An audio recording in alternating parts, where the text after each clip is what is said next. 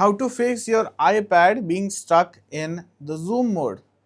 Well, this is my iPad and I can't do much about it right now. It just stuck in zoom mode. But how do you fix it? The easiest fix and the most common fix is just taking 3 fingers and double tapping them on your iPad and it will automatically zoom out. Now this can happen accidentally, so I'll just show you how it works. So as you can see, this is how it works, and we are bound to do this from time to time. But how to stop it from happening? You just go to settings. In settings, you go to accessibility, and then over here we can see zoom.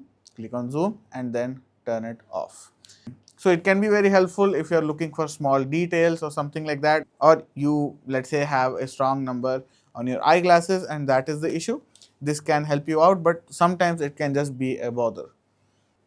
Let's say this method does not work. I would say that you should force a restart on your iPad.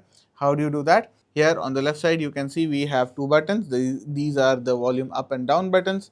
You press up, you press down, and hold down the power button, as you can see here. If you hold it down now, it is going to force restart the iPad, and that should hopefully fix it.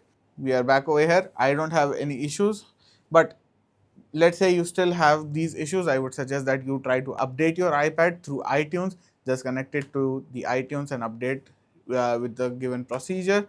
If not, I would say you use re-iBoot, which is a software, but I think iTunes should do it. If not, you can also change some settings of the iPad on iTunes, and zoom or magnification is one of them, and you can do that over there as well. So that is going to be useful. Hopefully this video has been useful to you guys. Like, share and subscribe. See you in the next video, guys.